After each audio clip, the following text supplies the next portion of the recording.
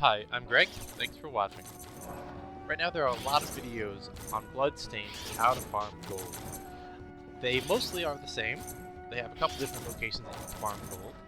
They all say boost your luck, equip a Cutpurse's ring, get a few different shards, and run through all of the Chandelier. But they don't really explain why you want to have more luck, or if having more luck actually has any difference. And they don't really go into some of the more in-depth game mechanics, like how movement speed plays in, or is it really worth your time going through the left room that you see here in the video and collecting all 3 of those candles versus just the first 2. So I did some mathematics and comparing. Basically I tested running through 1,000 candles 10 separate times with 10 separate builds to see what's best. For example, in the first part of this video, you can see that I'm collecting all 3 candles in the left room, all 3 in the middle, and the first one on the right. And then here in a little bit, it's going to show I'm only collecting the first 2 in the left room.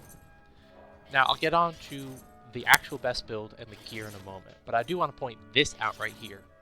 Because of my movement speed and the loading time between screens, I'm collecting about 139 per minute if I grab all 3 in the left room, and 140 per minute if I only grab the first 2.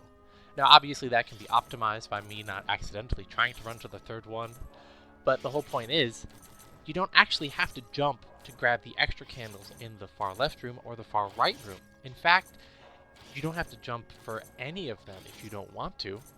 If you are faster at not jumping, or if you make more mistakes trying to fly through the air and pick up candles, then just don't.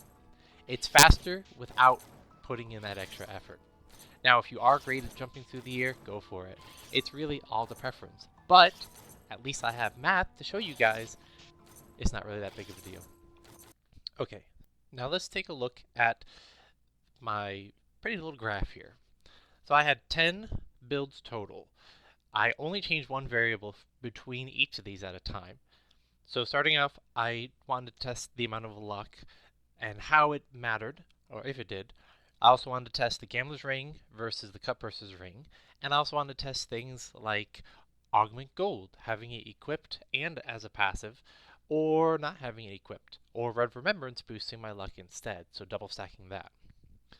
So looking at the little graph from left to right, the first 3 dots are without Red Remembrance and the last 2 are with it. Basically, there's a clear trend where more luck equals more gold per minute, regardless of the ring, as long as Red Remembrance is not active. Once that starts to kick in, I don't know if there's a reason for it or not. Maybe it's interfering with how Augment Gold works, or just removing the second Augment Gold at the last dot does have a big difference. But Red Remembrance reduces the amount of gold that you get. So basically, boost luck as much as you can. If you can get around 100 luck, Gambler's Ring is better. And if not, use Cutpurses. It's as simple as that. If you'd like to see the full testing, all the numbers and the math, please check out the link for my Google Sheet in the description.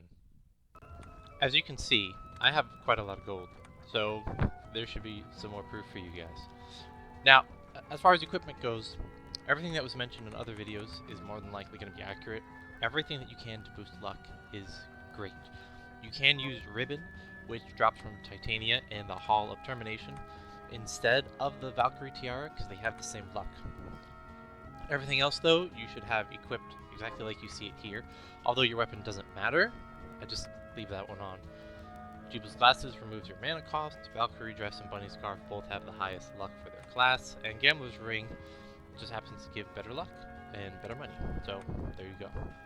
Now, if you look at Bunny Scarf versus Over the Rainbow, look at the stats on the left. It doesn't actually increase your luck, so don't use Over the Rainbow thinking, hey, it says +3 to everything. It'll be great, because it won't.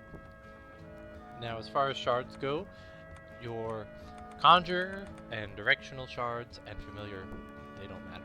You can have whatever you like there. Definitely recommend having Augment Gold equipped as your passive and also a skill that's active. You can equip Detective's Eye if you want to, but you're not going to be seeing a lot of benefit because it only auto-loots gold if it's completely stationary on the ground, meaning it won't loot as it drops. Last but not least, let's talk about tomes. So right now, with Accelerator at 9.9, you can see I'm moving at the same speed as Ruinous Rude, and a little bit slower than Throw Axe. That's my baseline. I'm going to save all the boring details for you and say this. If you can beat the secret boss, equip all the books because they stack. Tailwind and Tome of Conquest will both give you a movement speed bonus on top of one another. It's additive, not multiplicative, but it's still very nice, and you can see it at the end of this video. If you can't beat the secret boss, which I'm not going to ruin because of spoilers, then equip Godsend Tome and Tailwind Tome, and that'll be enough. If you have all the books equipped, and you have all the luck boosting items equipped, and you have the build that I am showing you here, let me just throw some math out there. There are other videos that say 25k gold a minute or 40k gold a minute. On average, my build gives you 62,000 gold a minute. Obviously I'm level 99, so I have a little bit more luck, and I have all the books equipped, and everything else is 99, blah blah blah blah blah. But you get the picture. If you want the absolute best way to farm gold with the max gold per minute, here you go.